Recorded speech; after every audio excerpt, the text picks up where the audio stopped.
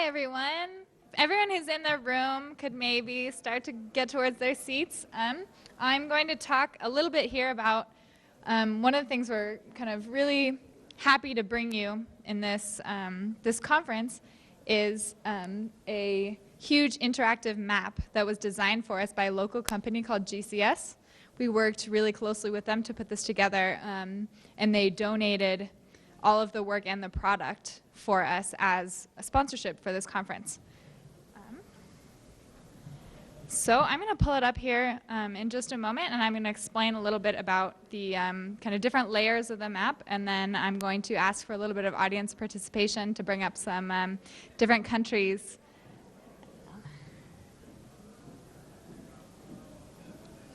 Okay, so this is the main skin of the map here.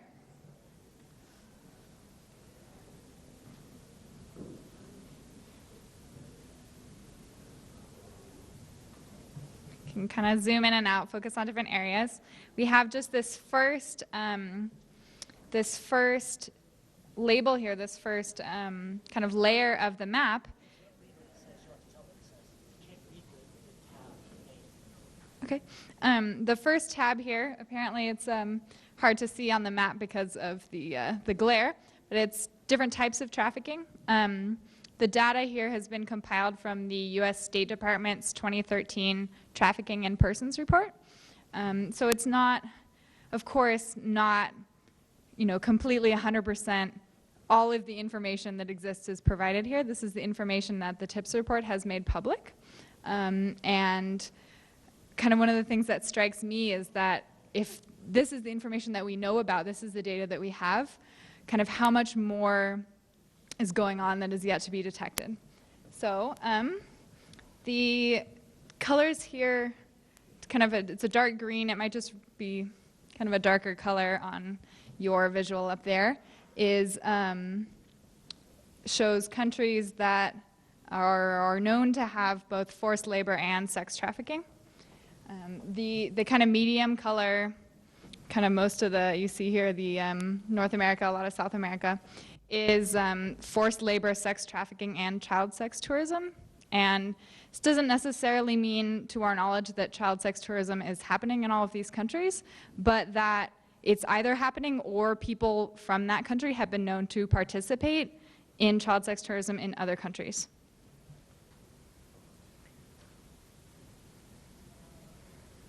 Okay, so this second layer of the map here represents the TIPS report's compliance tiers. It's a tier system that shows to what extent the countries comply with kind of UN-sanctioned anti-trafficking legislation. So tier 1 countries, the US, Canada here, most of Europe, are countries that completely comply with the anti-trafficking legislation that has been put through by the UN. Tier 2, it's kind of a yellow color, most of South America, some African countries, some Asian countries, are countries that comply with a lot of the anti-trafficking legislation, but not all. Orange here, some of Africa, a couple countries in Europe and the Middle East, and some parts of kind of Asia and Southeast Asia, is the Tier 2 watch list.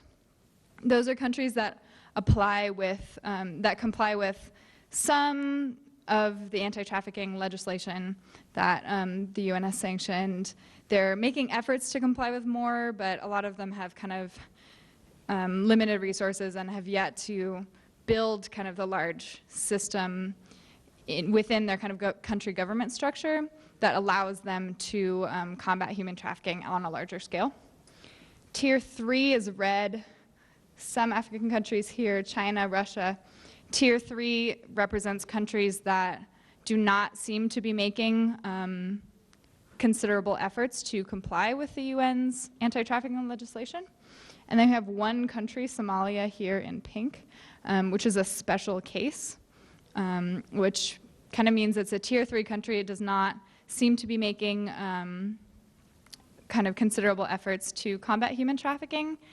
And it also has kind of high as far as kind of reportedly and the information that we are able to collect, has quite considerable rates of kind of all forms of human trafficking.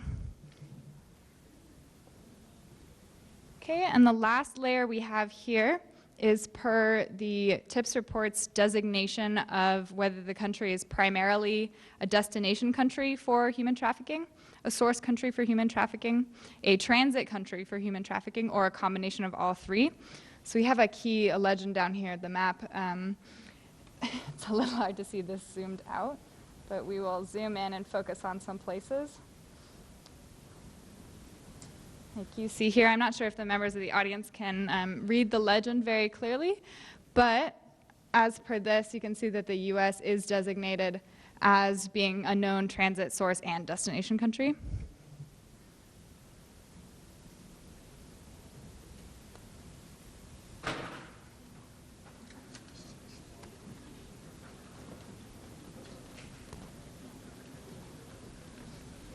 And in kind of clicking on the countries here, you can bring up a little bit more detailed information. We have information on all of the known trafficking connections that those countries have, whether kind of the people from, as United States, people from United States have been found in trafficking in other countries, or if people from other countries have been found in trafficking in the United States. These are all the countries that we have listed here.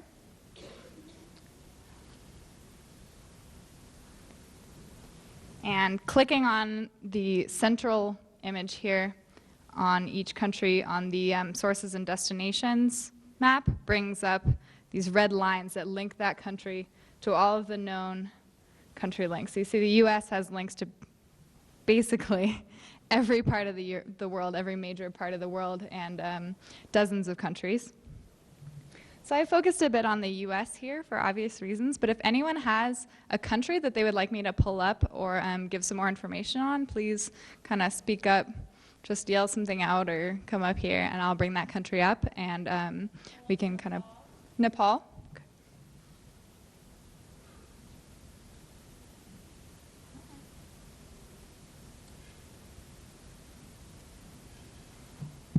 So as we see here, Nepal is designated as a source, transit, and destination country.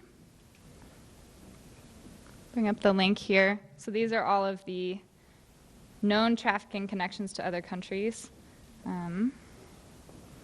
Again, we thought that this was a great visual because it just shows you kind of in a really easy to understand manner just how much that we know is going on and that the government will release to the public that is going on. So these are Nepal's known trafficking connections. Again, that doesn't mean that this country doesn't have connections to other countries or that people from Nepal are not engaged or victims of human trafficking in other places, but just that of the cases that have been reported on and that the government has information on, these are the countries that Nepal has connections to. Tanzania, sure.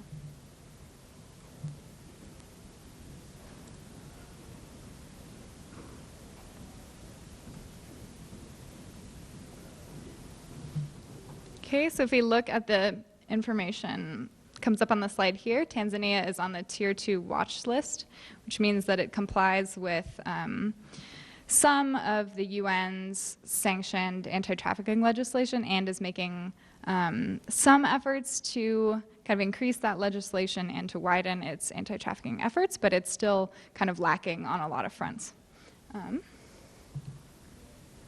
We also have known information about common types of forced labor. Domestic service is one of the ones that comes up in almost every country, but kind of agriculture and different industries depending on the kind of largest industries in that country, often also huge factors. The fishing industry, especially on offshore fishing vessels, is one of the areas that is also kind of most commonly reported as a source industry for human trafficking and forced labor.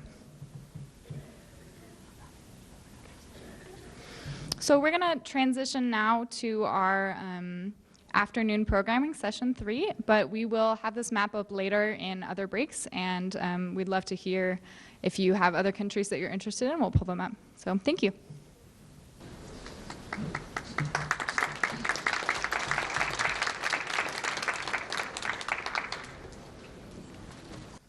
Well, I hope you had a great lunch and fired up for another afternoon of great discussion regarding global human trafficking. This next session, our third session, is called Fighting Human Trafficking with Justice, National and International Fronts. We're really privileged to have as our moderator this afternoon Sally Mauk, the news director for Montana Public Radio. As many of you have heard, if you're an avid NPR listener, is that Sally will be retiring soon, and we were really sad to see her go for all of her years of service to our community. And with that, I just wanted to take this opportunity to perhaps give her an applause for all of her service to Montana.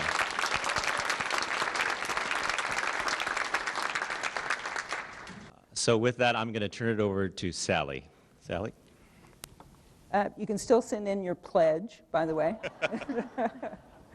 I'm so pleased to be here to be moderating a panel on such an important topic, and so pleased to be with such distinguished panelists.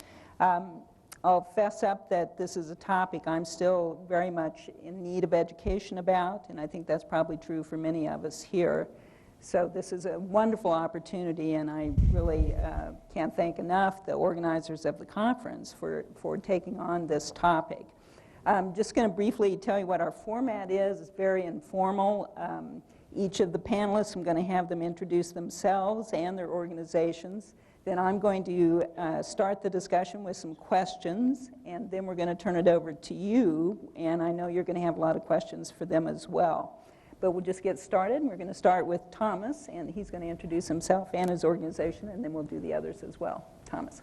Thank you very much, Sally. I'm Tom Kim. I work on a volunteer basis and serve on the board of an organization called Justice Ventures International.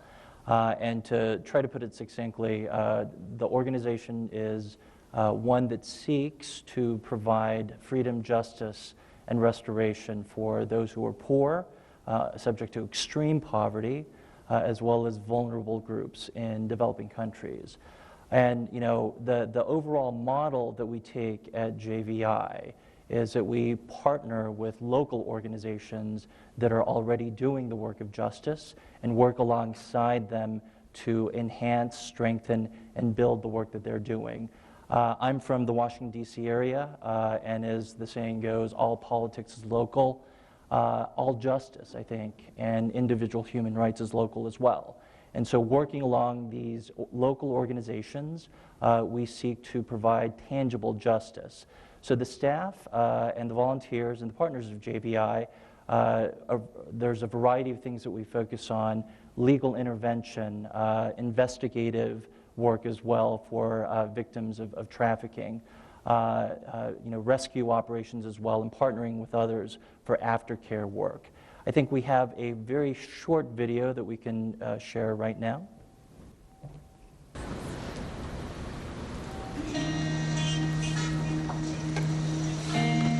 When I look at India, I see a country that's just growing by leaps and bounds.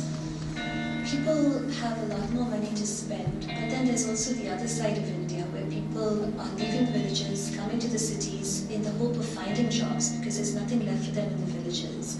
And they sort of fall into the cesspit in the city.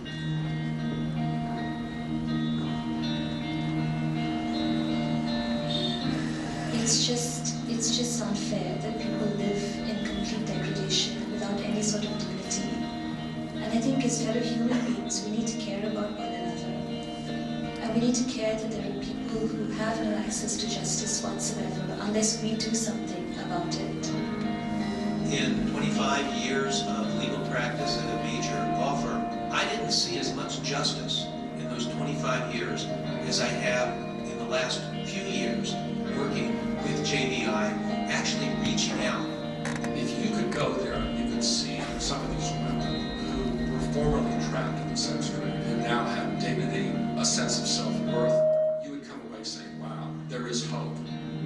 As JVI works to bring freedom to those who suffer complete injustice in India, would you be a part of our movement? Would you be a part of JVI and bring freedom to the oppressed?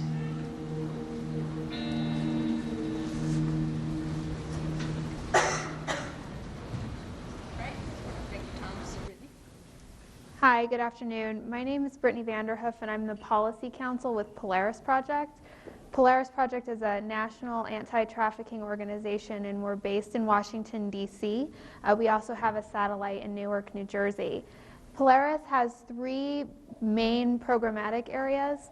One, we provide services to survivors of trafficking, both in our D.C. office, so we're seeing mostly survivors from the D.C., Southern Maryland, Northern Virginia area, as well as survivors in New Jersey. We're the only specific anti-human trafficking service provider in the state of New Jersey. We also operate the National Human Trafficking Resource Center, so the hotline number that you've been seeing around, that's also required to be posted in rest stops here in Montana. We operate that hotline. That hotline is owned by the U.S. Department of Health and Human Services, so it's a national hotline. We don't own it, but we've been operating it by virtue of a grant since December of 2007. And since we took the hotline on, we've received over 100,000 calls from every state in the country. We also have launched email, web form, and texting. So there are a number of different ways to get in touch with the hotline. We provide information to the general public seeking training, seeking technical assistance. We provide information and tips to law enforcement. And maybe the most important thing that we do is we connect survivors to services and assistance. So someone who's been trafficked can call us and get connected to whoever they need to be connected to. The NHTRC operates 24 hours a day, 7 days a week, 365 days a year. We have someone in our office every minute of every day waiting to take calls. Those calls are confidential, so that information is controlled by the caller. So if they don't want to report, if they don't want to say their name, they don't have to. We respect that confidentiality. Finally, we have capacity to answer calls in over 170 languages. So anyone who needs help, we can get it for them. Our third programmatic area is our policy department, which is me, and we do both state and federal policy advocacy. At the federal level, we've helped to reauthorize the Trafficking Protection Act, or the TVPA or TVPRA, depending on which one you're talking about. We also work on federal appropriations, so that's making sure that the programs that are authorized by the federal government are getting the resources that they need. And then we also engage in state-based policy work, which we've been doing since 2004, when only a handful of states had anti-trafficking laws.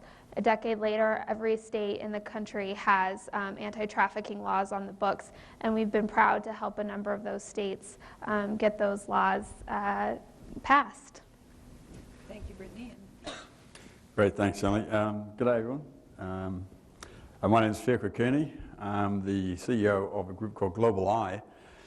We are an international organization. We're a crime intelligence organization, so we are set up to gather and utilize intelligence on trafficking networks, and we specifically focus on wildlife and human trafficking. And we've got, I guess, a reach across most of Africa and most of Southeast Asia and some parts of South America that we built over about 5 or 6 years pretty comprehensively, and then we launched last year. So we're a fairly new organization operationally, but a lot of time and investment to build the programs. We gather intelligence, and we gather information and convert it into intelligence, and by that I mean we identify individuals who are trafficking, we identify network structures, we identify countries where legislation may be applied or may not be applied. We analyze and try and come up with either law enforcement mechanisms or disruption mechanisms that may not be law enforcement based. There may be other regulatory mechanisms like money laundering legislation in a country. We also look at, as we develop an understanding of networks and network structures, what legislation might best be applied. It may or may not be a human trafficking law. It might be an organized crime law, proceeds for organized crime, that might be more effective in a particular country. And we finally, the way we structure is we look at supply chains from one geographic location to another. And that may be internally within a country, but generally our focus is transnational. So we look at organized crime on a transnational scale and try and understand all the different nodes of operation within those networks and where the vulnerabilities might lie and where they best might be attacked. Human trafficking can be such a grim topic, I think, and can seem like an overwhelming kind of problem. So what I wanted to do now is have each of our panelists, before we get into some of the challenges it presents, is tell a success story of their organization and get us thinking about the fact that this is not an insoluble issue. So, Thomas, you want to start? Sure. I'll tell sort of a brief story. As I mentioned, JVI does legal intervention work, investigative, and sometimes rescue operations in areas where there is known to be or suspected to be, various forms of modern slavery. Last year, through the work of some of the JVI staff in Delhi, we were able to find out about a particular leather factory that operated under horrific conditions. And lo and behold, there were 40-some-odd young boys, including a young boy by the name of Prashant, which is a pseudonym. And this story sort of resonates with me quite a bit because, my wife and I have 2 boys right around that age. So he was essentially trafficked from a rural part of India, the state of Bihar, into Delhi, where he was forced to work 7 days a week, 12-plus hours a day, under threat of violence. Well, fast forward a little bit, with the work of the folks at JVI, with the law enforcement officials, they were able to gather enough evidence and do an operation where they were able to rescue 45 boys who were in that factory. And now Prashant, like our 2 boys, is in school where he should be. Great. Brittany?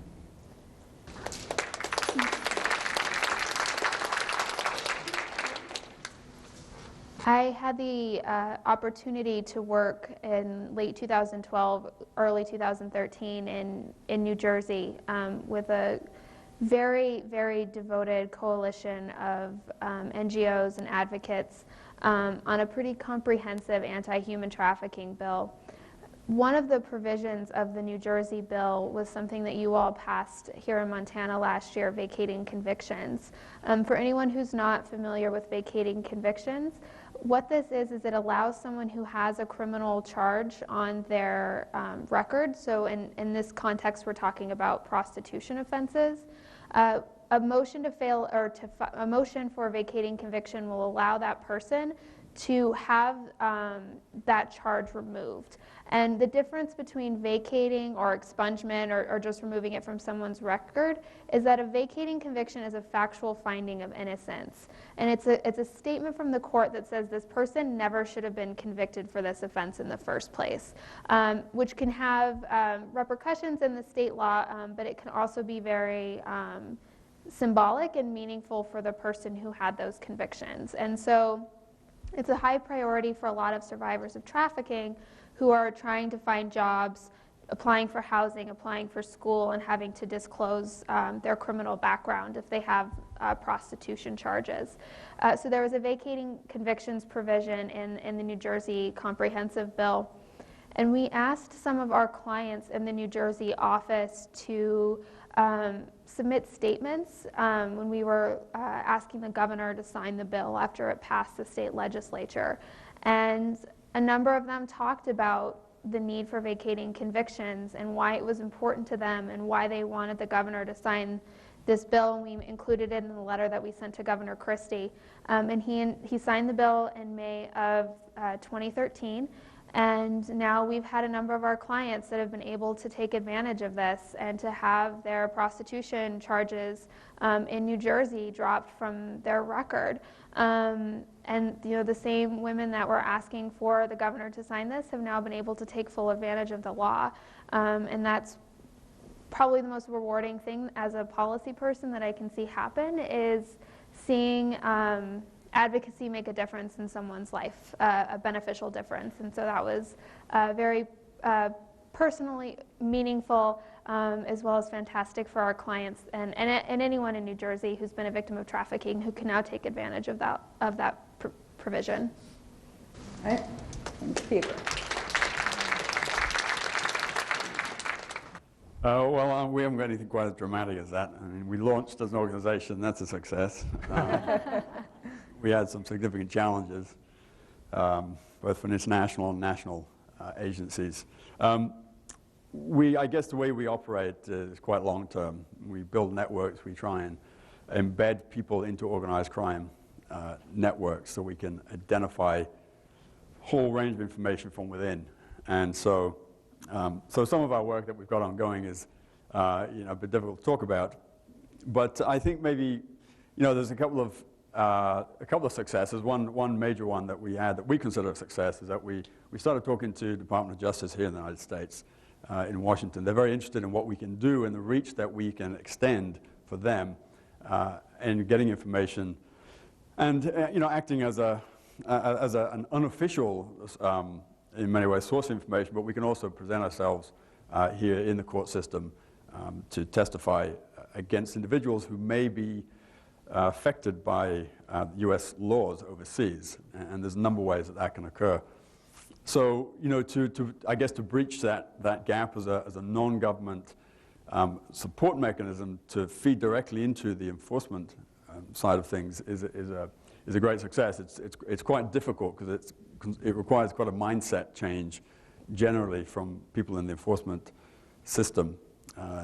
So that's interesting. We've also got some work in East Africa that we're looking at mainly human smuggling networks, and then where people are trafficked out of those networks. And we've got quite a lot of information that we presented recently in Washington, D.C. I can't say too much yet, but generally it was very well received and certainly changed some of the preconceptions that people had on how these networks are structured and where people are coming from to feed into those networks. I'll give you one example. There was a media article released recently. There was a ship that overturned off the coast of Lampedusa in Italy, and 300 and something people were killed, 350 people were killed. And there was a media article on one of those women in Europe, and it was written in the article that the cost of the travel was $1,100 or somewhere around that. And the current price of that transfer from East Africa to the coast of North Africa is $12,000 US. So it's significantly skewed, and we think that's very important information because we want to find out where that money is coming from. How are these people raising the money? What socioeconomic class do they come from? What are the community dynamics that allows them, or what's the word I'm looking for? I need more tea. That engages them with traffickers in the first place. We want to understand all the dynamics so we know how programs can be targeted. So we work with partner NGOs who then build advocacy programs, community-based programs that look at crime situation prevention. And so it may seem like a little thing, but the fact is if information is incorrect, it can often skew how programs are developed and how we see people within these trafficking networks, and therefore how best to deal with it. So these are minor successes, but we're getting there. Mm-hmm. You've all hinted at some of the challenges you face, and one of those is the legal challenge. And Brittany, you talk about laws and getting laws passed in the U.S., and then Fiachra talks about that in some instances his organization needs to work sort of beyond the law in some ways, outside of the law, infiltrating organized crime, for one thing. That's the challenge in part, isn't it, is how in some of the countries outside of the U.S., getting laws passed, A, might not be possible, and B, wouldn't make a big difference anyway. Is that fair to say, do you think? Anyone can chime in on this? I'll chime in real quickly. I think that's absolutely critical. And I would say, to dovetail off of Fiachra's comments, you have sort of laws that are enacted on the books, right? But then comes the question of enforcement and essentially creating sort of a system where you have the rule of law. I think we as Americans are very fortunate, and in many parts of the world, that when laws are enacted, you have a reasonable expectation that they will be enforced. That is obviously not the case in certain parts of the world, and it's a complex issue. But I think that the whole point and the criticality of, I think, providing education, training, both to, say, law enforcement officials, government, officials, to community leaders, and to the population overall. That's a critically important, I think, objective that many NGOs, organizations can engage in, because that awareness of laws on the books will, at a minimum, as a threshold matter, cause someone to ask, is this right? And I think that's the starting point by which change can be affected. I would say the other part of it, and it's very much linked to it, is that we can't ignore the fact that a lot of times you don't have sort of the rule of law, and that is unfortunately very interwoven with poverty. And so you have groups, populations that are extremely, extremely poor. And when you have sort of a situation like that, it naturally leads to vulnerability, where families, communities can be extremely vulnerable to predatory actions, where perpetrators can come in and take advantage of them, which can lead to certainly sex trafficking, bonded labor situations, and other forms of abuse and exploitation that we're all talking about here at this conference. Fiachra, I'd like you to chime in on exactly what your organization does that goes beyond law enforcement. It wasn't clear exactly what you all are trying to do and why you think it's necessary to do that. Yeah, good question. I put a caveat what Thomas just said.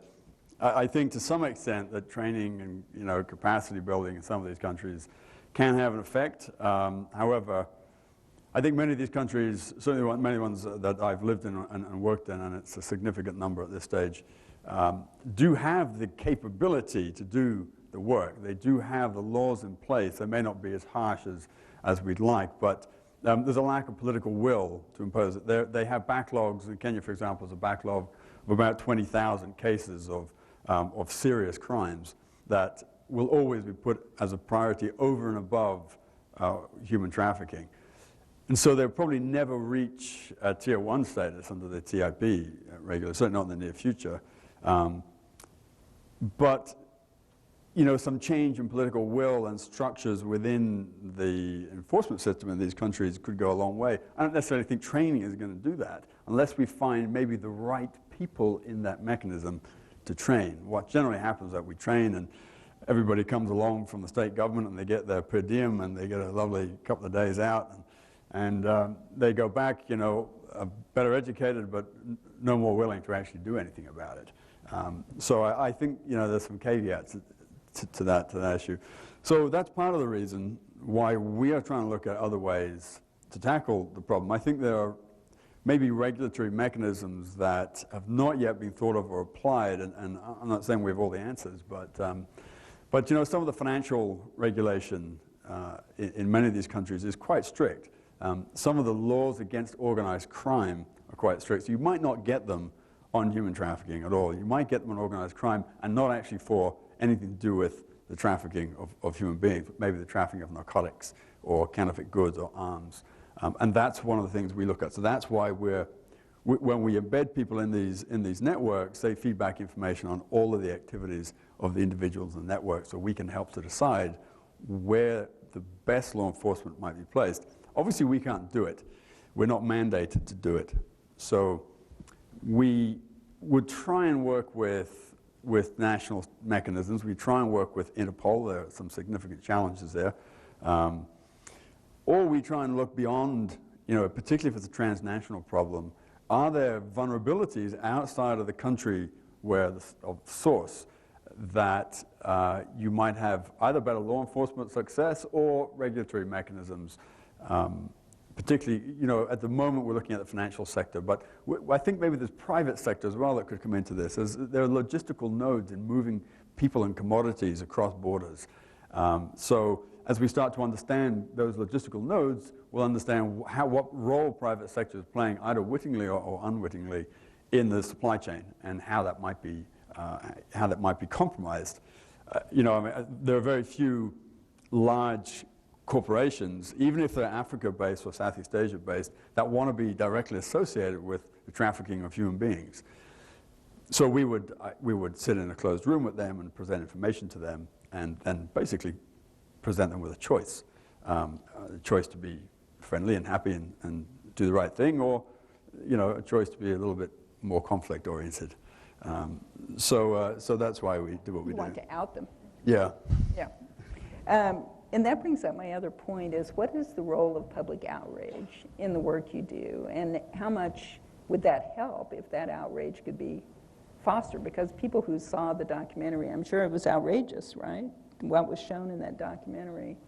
But that sense of outrage in a mass way isn't there yet, I don't think. But would that help? Of course. In the United States, you mean, or in worldwide? Worldwide. Yeah. Well, I'll give these guys a chance. Maybe I'll go in a second. I'm in policy, and so I work with legislators, and getting public outrage and opinion, and having constituents tell their elected officials that this is something they care about is a key part of my job, because they look at me and they see a lobbyist and they see me as maybe an expert, but they don't really care what I think. What they care about is what their constituents think and what their constituents are passionate about. And so to the extent that grassroots are demanding from their legislators that they act in this area, that can be one of the most powerful things in the work that I do. We worked in Wyoming last year, and Wyoming was the last state without any anti-trafficking laws on their books. They passed their first law in 2013. And what got the legislature going was not my organization sending the AG's office letters. It wasn't sending the legislature letters. It was a group of college students at the University of Wyoming who demanded that their legislature act. They went to hearings, they signed petitions, they went and met with their representatives, and then went to churches and asked people to speak to their representatives. And so it really wasn't my organization that helped get that law passed. It was the demand of students who said, we will not stand for this in Wyoming. We won't stand to be the only state without a state response. And it was that group of students that really mobilized the effort to get that bill passed. And so I'm a firm believer in the power of the public and the constituency to really move legislative forces if they choose to use their voice to do so. And I think, unfortunately, a lot of people either feel disempowered and they think that their voice won't matter, or they're not informed, or they don't care. So to the extent that we can get all of you in the room who are making a great step by becoming educated, and I know a lot of you have been demanding change from your legislature, but really spreading that awareness and spreading that passion and that fire is how you get things done in legislative sessions, both at the state and the federal level. And Thomas, the stories of victims are always so powerful, but it's hard for victims to speak out. There are many, many reasons why they can't or won't, right? That's right, and I think that in certain parts of the world where as I mentioned before, individuals or families may not be even aware of their basic human rights, I think it becomes much more difficult. You add on to that certain individuals that are abusing or exploiting them, threatening them with violence, and that obviously limits their ability to act upon it.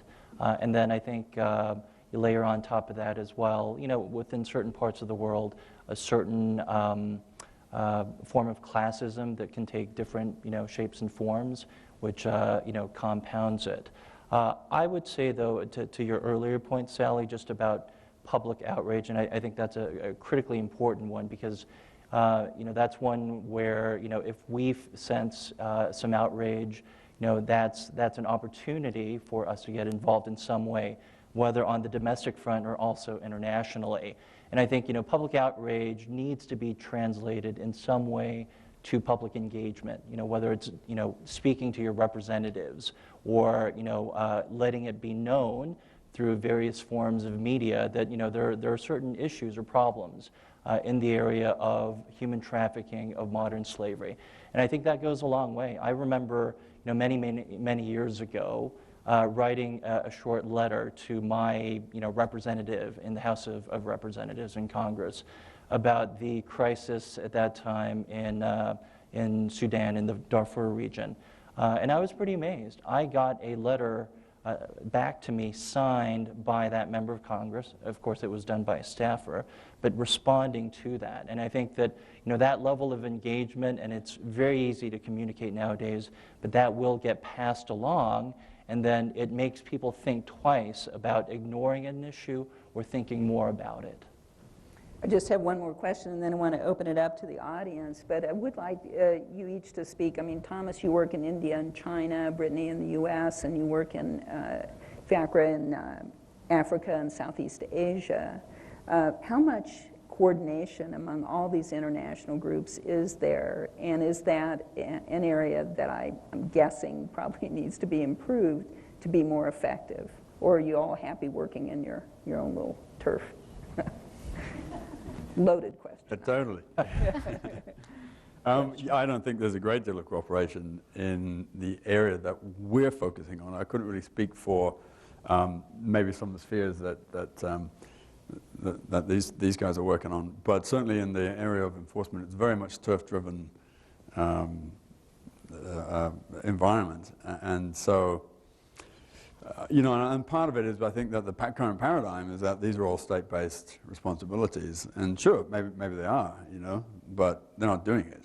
So we go on with the premise, well, if you're not doing it, then somebody needs to, and we'd like to have a constructive discussion. I think where we're getting more cooperation is with NGOs who specialize in the victim response and maybe in the community-based response where people are sourced from. But certainly in our particular sphere, it's pretty limited cooperation. And that's why for us the success in this last couple of weeks was in Washington with Department of Justice. Brittany? So the level of cooperation that exists varies from where you are. Even here in the United States, so there are some areas where you have maybe a couple of organizations or a couple of coalitions that are working on the issue but are very isolated from one another. So they're not maybe on the eastern part of the state versus the western part of the state, and they're not really talking to each other, and so they're sort of working in silos. And that can be useful, or it can be useful being a national organization to sort of, as we're sort of mapping out who's working on the issue, that sometimes we can serve as that connector even between groups working in states.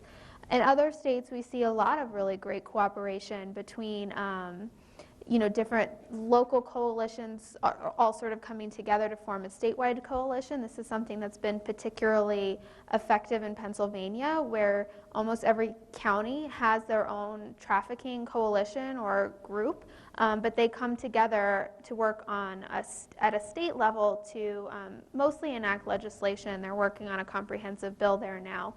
And then also looking at coordination between private actors and government. So where are we seeing task forces where you have NGOs working with law enforcement, or are they just law enforcement task forces, or are they just private people working together? And so it's very varied. It's different depending on where you are, and different models work in different places. It really just depends on what the needs and the capacity really of those people in that specific region. But the more cooperation and coordination we can see, I think the more cases we will see brought and the more survivors receiving assistance and help. Counsel. You know, I would, you know, agree with the very realistic comments of my fellow panelists. I think, you know, you have to be sort of realistic because, you know, the work that, you know, these organizations and others that are represented here, it's not easy work. I think with JVI as an organization, sort of part of the, you know, DNA, if you will, is that it's about partnership. And if you work in sort of the anti-human trafficking space, you kind of realize you have to partner with people. You can't do it all yourself. You know, depending on how you sort of look at it, whether, you know, 27 million, you know, individuals that are subject to some form of modern slavery. So, you know, that's a lot of people, and you got to partner. It's not easy. It's not easy working with local organizations at times. It's not easy sometimes working with other NGOs. But, you know, I tend to take the view, you know, I'm sort of a realistic optimist. You know, you got to do it. You got to do it. And you know what? There's, this is a big enough of a problem that we need more organizations, not less. We need, you know, more cooperation, coordination, and we need more partnership. Because if this is an issue that we want to tackle and defeat, hopefully in our lifetimes, we got to work together. And so I think that, you know, it should be about partnership, and notwithstanding some of the difficulties that come with it, you know, that's the objective, and let's work at it. I'm sure many of you have questions for our panelists, and you can address them to individuals or to the panel as a whole. And there is a microphone right up there that people can go to, and hopefully we'll be able to hear you well.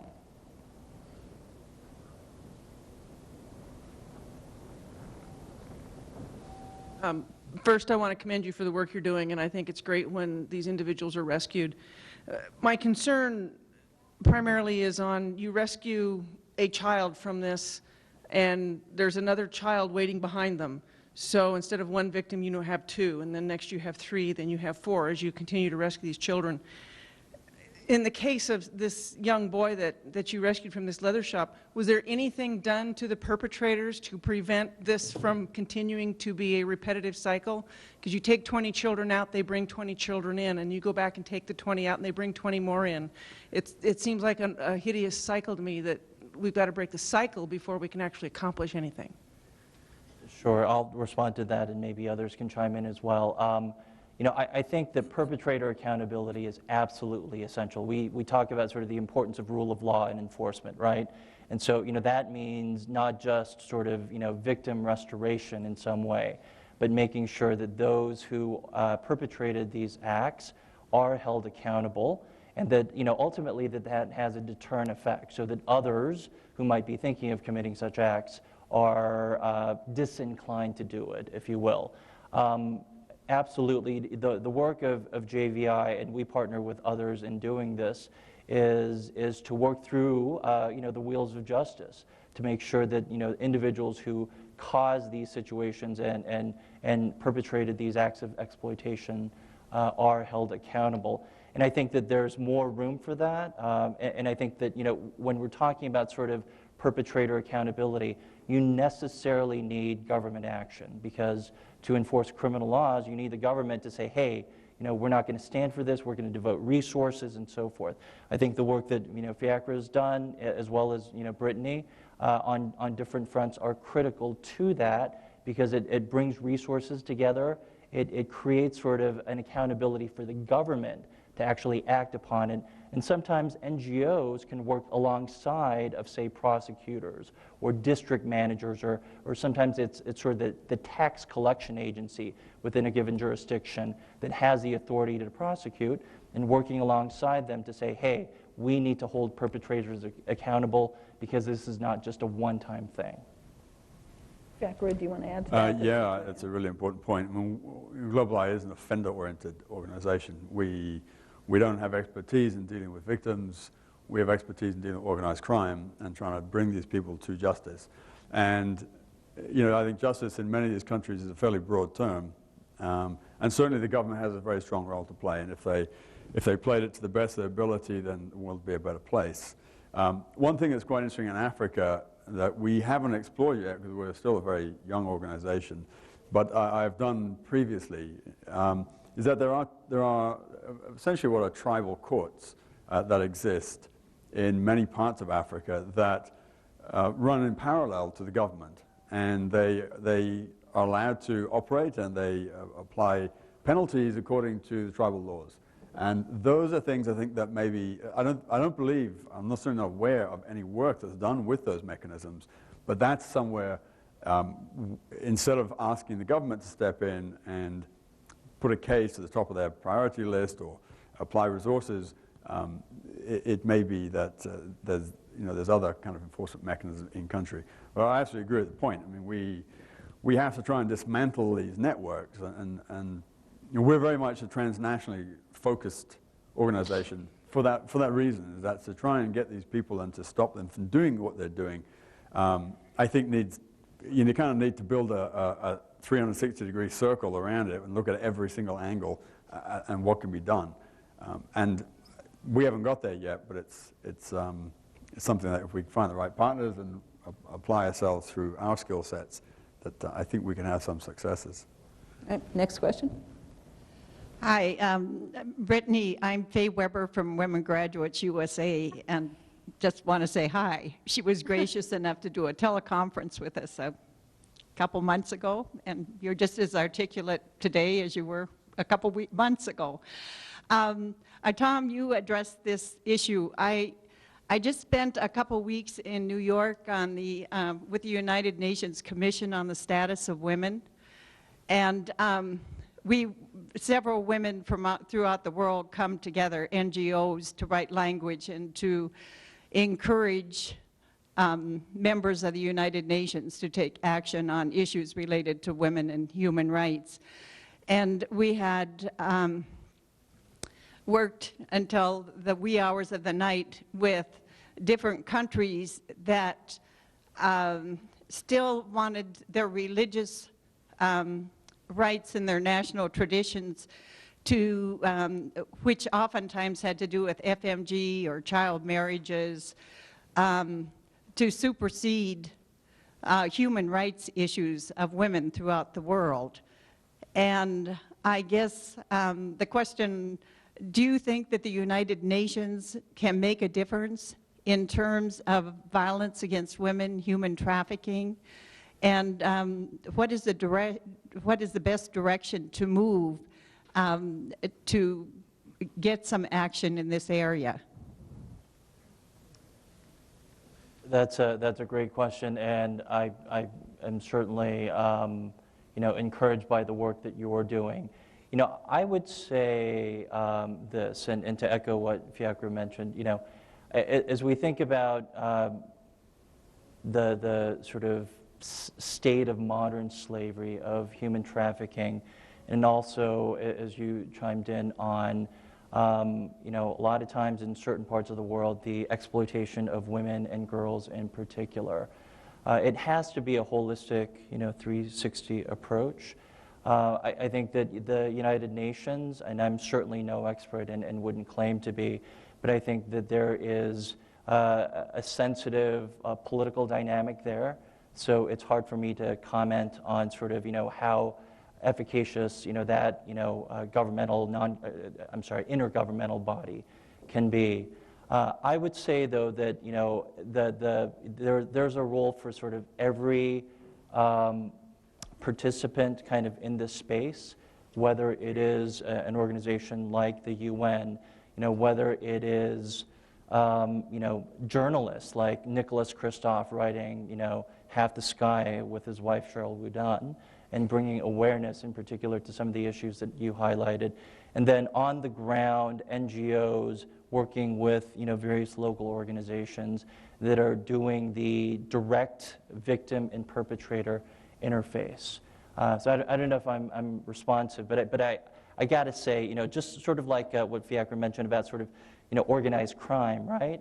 There's more room, and I'm bullish about sort of the importance of organized intervention on the part of the various organizations that are represented here and the general public, certainly as Americans that have perhaps more resources to tackle these very weighty issues.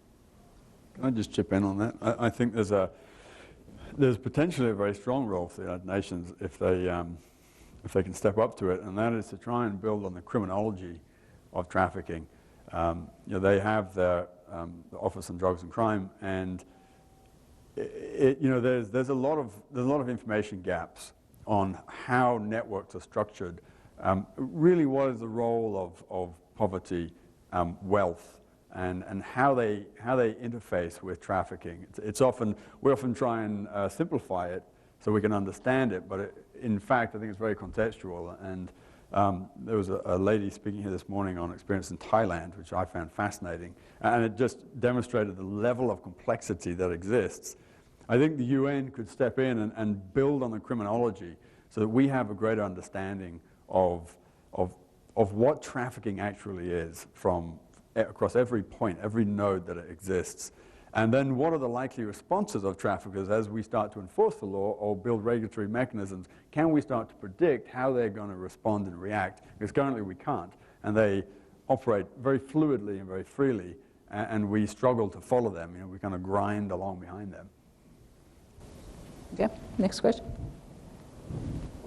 Can you hear me? Okay. Can you speak to rebel organizations and other militia organizations like Kearney and the Congo rebels and their movement to raise funds from trafficking versus drugs and weapons, because the profit margins are so high in trafficking versus drugs and weapons, and also that there's just a lack of inability to incarcerate either individual perpetrators or larger networked organizations, for drugs and weapons versus trafficking. So, can you speak to that at all, or do you see that happening?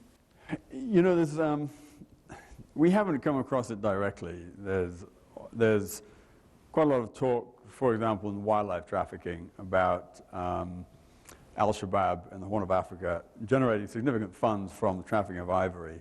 And now it's relatively public, but we've just completed some work in East Africa and through the Horn that we presented in Washington. And I'm not saying it doesn't happen, we didn't find it, and which was a very important point, because we looked at and have identified a whole number of Somali nationals living and operating in that area who are not, as far as we can tell, moving funds back. Now the militia thing is slightly different, and certainly there seems to be a lot more evidence that it is actually happening. But I guess what I was saying about the wildlife thing is that there was an assumption that has become real through confirmation bias, that this is the state of play. This is what's happening. Therefore, we need to tackle it from the counterterrorism angle in East Africa. It may or may not be the case.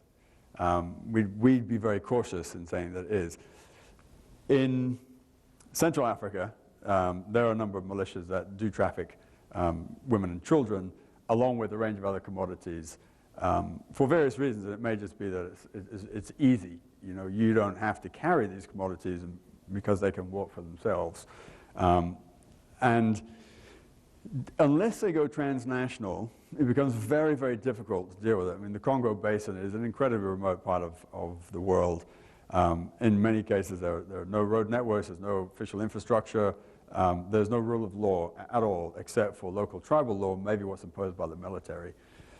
So dealing with those problems is almost another whole basket. It's, honestly, I don't have the answer. We know it exists, we know it's there, but tremendously difficult to deal with, because even what we consider ourselves a fairly forward-leaning organization that's challenging the existing norms in many countries, that for us is something that we have yet to get to. It's not to say we couldn't put people in there, but what do you actually do with that information? I'm not quite sure. Yes, next. About 20 years ago, there was a group of citizens in our community. And they were academics, they were faith-based, they were civic-minded, and people from the medical community, and had risen up and wanted to deal with the preponderance of, what we referred to earlier in the sessions as gateway professions, which are the strip clubs and the porn shops and sex shops. And this group basically suffered indignation of the community with slandering and ridicule.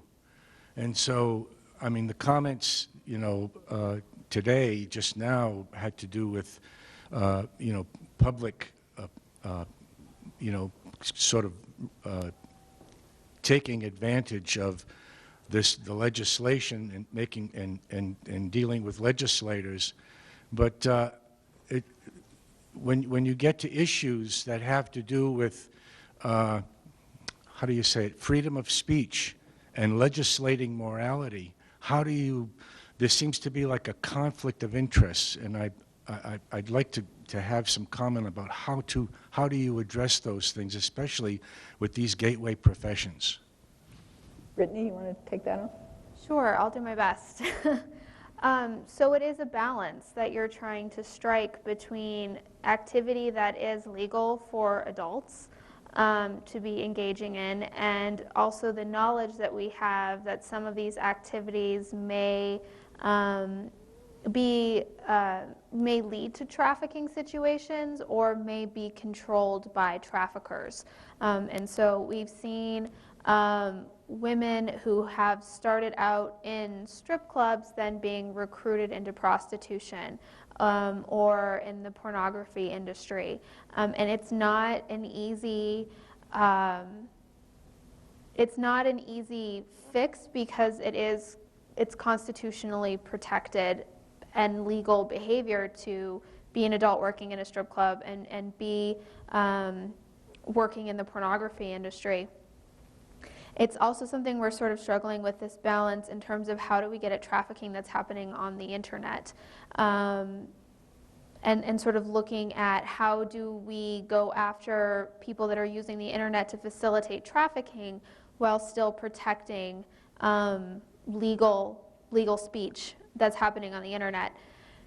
And honestly, we haven't found the perfect solution. In terms of what we have been doing is monitoring those industries that we know have a high link to trafficking, and really trying to keep an eye on it, looking at what's happening in strip clubs, in pornography, monitoring what's happening on the internet, and trying to gather as much information as we can and try to do outreach to those communities or to the people that may be coming into those areas or industries.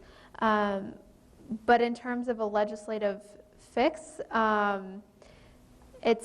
there hasn't been a good one yet. And in terms of community response and outreach or outrage in these areas, there's a lot that can be done. Some of it is just, and maybe it's not working with the legislature, maybe it's going to local law enforcement and sort of demanding that they are looking at these places or where these things are happening, or reporting tips, or just putting that public pressure on the people that are enabled to act when there is illegal activity going on. But you're right, it's a very delicate line, and I don't think anyone has come up with a perfect solution, but we can take what we've learned and try to be educated and strategic in how we are looking for potential victims in those areas. Okay, next question. Sandra, and I'm with the Seroptimists. I've heard a number of people mention the UN today. And to give you an idea of what the UN can do and what we can do to impact the UN, a few years ago, Iran was named to the Human Rights Council, right on the heels of the government sanctioning the stoning of a woman for adultery.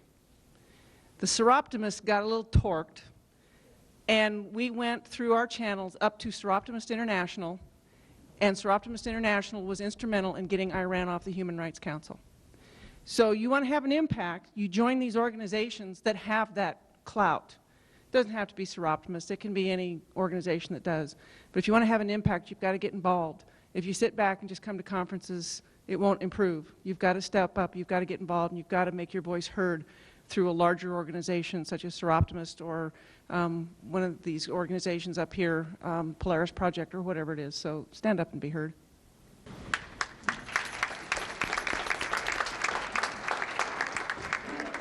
Do you have other questions from anybody?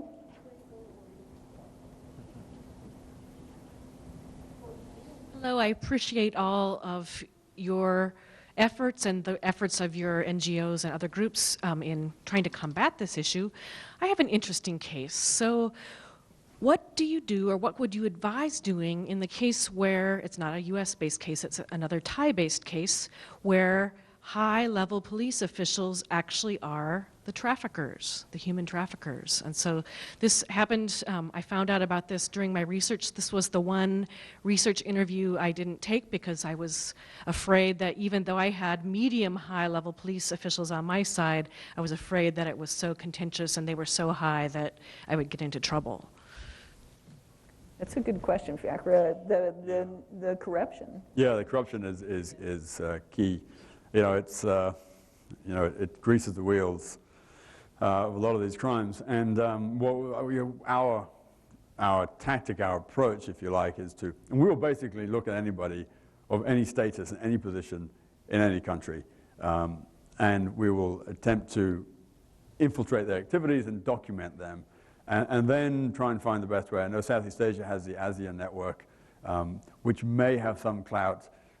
You know, I mean, there are tools that have greater or lesser impact on corruption, on corrupt officials. I mean, there are certainly, and the UN recognizes it. Several governments, the EU, United States government, recognize corrupt officials, and they can, if they choose to, apply individual sanctions to particularly senior corrupt officials in governments. You know, if they're presented with the evidence, and it doesn't have to be court admissible, but certainly pretty robust intelligence-based information that these people are engaged, and that I think it's critical. It comes with a whole series of risks, as you alluded to, that if you go after these people in these countries, and that's one of the reasons that we are, I guess, fairly quiet about our work and our reach, but we have nationals of many countries that we have trained or have direct access to that can gather that information and bring it out to us. And we're based deliberately. We have a base in California. We're based in Mauritius. Mauritius seems like an odd choice, but it's a fairly neutral country as far as we're concerned. So it's difficult for governments of interest to us to shut us down. And then we have people that are not necessarily overtly connected with our organization that can move in and out of these countries to gather this information, particularly on the kind of people that you're talking about, and then try and find whatever mechanism we can regionally, generally not nationally, but regionally or internationally to try and tackle it, you know. No, just Sally, real quick, and maybe this is a little bit more of a theoretical response, but I think that, you know, with NGOs that kind of do this work in international settings, I think that, you know, there is oftentimes you encounter some degree of corruption and or apathy on the part of, you know, various government officials, including law enforcement. And not knowing the specific facts of this particular situation, it's hard to comment. But I think that a lot of times when you look at human trafficking situations or situations of modern slavery where there is complicity with law enforcement, I think that it's a question of sort of allocation of power. You know, who has the power in that situation? What are the incentives? And, you know, in more cases than not, one is able to, kind of determining sort of the context of that situation, find out where the pressure points are. So, you know, someone is accountable to somebody at some point, right? And so I think that's sort of the challenge of these types of cases where you have governmental actors that are actually facilitating and perpetuating these acts. But I think that's where you have to be embedded, and maybe it's part of the sort of law enforcement work that's being done, or it's with NGOs figuring out, okay, where are the pressure points here so that you can at least get some action or incentivize or potentially hold accountable certain government actors so that they do something that's right for a change. I'll just add that the Foreign Corrupt Practices Act is a pretty useful tool. And I know that the Foreign Corrupt Practices Unit in DOJ is extremely interested in getting information and tips. So if there's sort of any tie to the United States, reporting to that unit is one thing that you can do. If there isn't a tie to the United States, looking for ties to other countries that have sort of robust Foreign Corrupt Practices Acts. The UK is one. And so what they can do is try to investigate corruption that way. And sometimes what they can do is bring criminal charges, but the other thing that they can do is be working in country to see if there are any sort of buttons or pressure points that they can push to try to root it out. So I'd say that if there is sort of a connection to a country that has a Foreign Corrupt Practices Act or something similar, reporting that information. And I can actually just had the opportunity to meet with the U.S. unit at DOJ, and they are extremely interested in receiving that type of information. Okay, next question. Well, I really don't have a question, but I have a word of encouragement. Right now, at home at our safe house, the traffic victims that we deal with are all from America. You all have been from out of state. But Brittany doesn't really know, my wife or I, but Polaris Project a year and a half ago helped facilitate the rescue of a young lady that we've had a year and a half now, one of our girls, and she is an amazing young woman. She was brought into the world in an attempted abortion, born at 4.5 months, sold at 5, and she's 19 now. She's been with us a year and a half. She's gotten all of her credentials. She's getting her education. She bought herself a new car.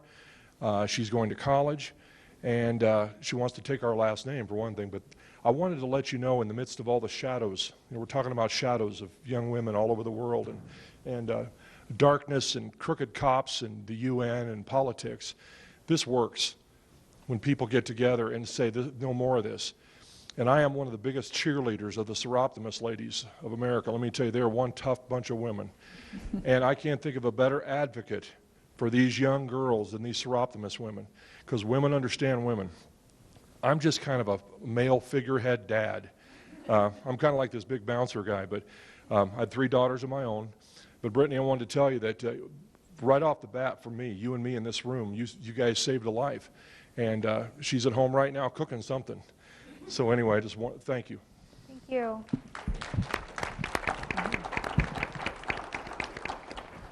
If there aren't any more questions, I can't think of a better, oh, there is. Okay, go ahead.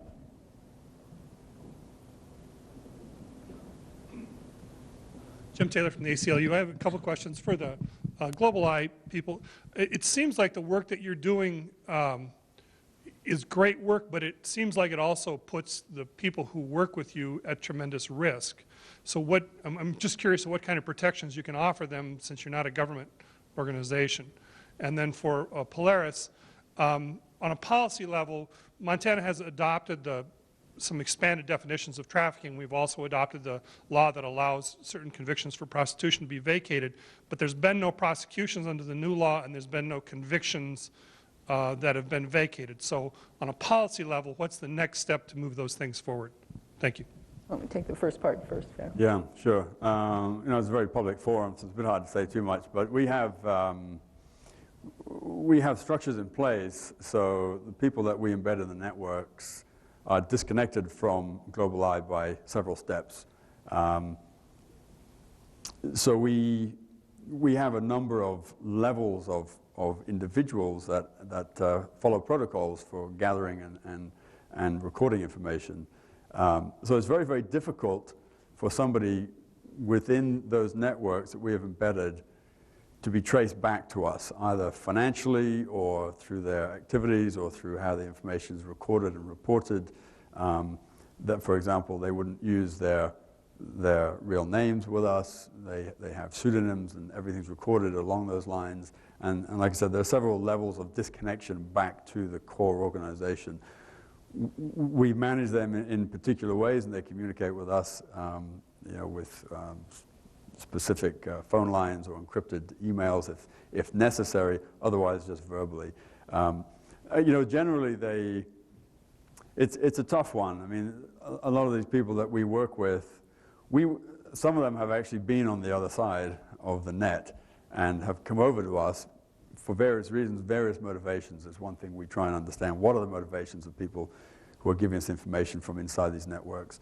And invariably you try and find people that have an ideological motivation. They just don't want to be part of it. They don't necessarily know of any other life they can live. As we start to support them financially or support their families with medical care or other kind of benefits, eventually we see them filtering out. Not so much in Global Eye, we're very young, but certainly in the work that we were doing as a group of people that led up to Global Eye, we see them filtering out, and we try and recruit new people within there. So we like to think of it as a value-add benefit, but we take great care to protect them. We haven't had any incidents to date, but it certainly is pretty high risk. It's actually slightly higher risk for the people in the mid-levels because they can be connected and they can be identified unless we take a lot of counter-surveillance measures in some of these places. Brittany, you want to take the policy question? Sure. So I think your question brings up something that we talked about a little bit earlier in the discussion, which is, laws being on the books but not being used. And that is something that we see not just here in Montana, but across the country, where states may have passed really great, robust anti-trafficking laws, and nothing has happened with them. They haven't been used, they haven't been implemented, they haven't been funded. And so this gets at a point where it's great if you have a law in the books, but a law in the books that's not being used is not going to benefit anybody. And so that's why it's really important that the people who live, if it's here in Montana or anywhere else, that are sort of demanding that these laws be brought. And there are a lot of factors that feed into whether a case gets charged as human trafficking or gets prosecuted as human trafficking, that are sort of beyond the ability of me as a policy person or the public to control. But a lot of it is making sure that the capacity is in place to make sure that the laws can be used. So whether that's getting training to the right people, whether that's coming up with ways to fund resources for investigations or for services, it really is sort of building up that implementation response and making sure that policies are in place. And there are ways to facilitate that. Like I said, training, the creation of task forces can be a really useful way to make sure that the laws are being used and being implemented, because all the folks who are sort of in charge of that enforcement or are tasked with executing the law, getting them at the table and talking and working on these issues is one way to facilitate that. And then again, the public pressure and the grassroots pressure on those, again, in charge of executing the law can be very influential and key. I'd say a huge stumbling block that a lot of states are facing and that we're facing at the federal level is just the lack of resources. Funding is scarce. And so trying to come up with creative ways to fund implementation of anti-trafficking, whatever that might look like, is something that a lot of policymakers are thinking about, and NGOs. And so it's not an easy task, but I don't think it's one that's insurmountable. And I think that there's been just a lot of increased interest in making sure that the laws are being used, and awareness of the law with the public and with those that are charged with enforcing it is key, because if they don't know the law is there or they don't understand how it works, they're not going to use it. think we have time for one more question. Does anyone from the audience have one more? If you don't, I do. Okay. This is for Thomas. Thomas, you said early on that this is not easy work. What keeps you going? Thank you, Sally, for that question. I think I have this sort of favorite quote. I think I wrote it down here. It's a Nelson Mandela quote where it says, "For to be free is not merely to cast off one's chains, but to live in a way that respects and enhances the freedom of others." And I think that particular quote, I think, speaks volumes when we talk about, forms of modern slavery. For me, it's, my wife actually happens to be here as well, and she does some volunteer work with a partner organization. But I think that, as we sort of engage in this work, as my fellow panelists and many folks in this room do, it's challenging, it's vexing, it's painstaking at times, and sometimes you don't see progress. But, the fact of the matter is, if we're talking about sort of freedom and bringing dignity to other human beings, that's really important work. And I think on the flip side, if you think about it as human beings, if we know that there is this really vast problem and we don't do anything about it, I think for me, I feel like I'm not as human as I should be. It can have sort of a dehumanizing effect. And so I think both the compelling nature of the work that's being done both here in the U.S. as well as overseas, and the fact that, as we engage in this work, we ourselves not only become better educated, but we, I think in a way, become a little bit more free ourselves. And that's what's been powerful for me in my involvement. Well, I want to thank our terrific panel today. You guys, thank you so much for the work you do. Thank you. And thank you all for coming.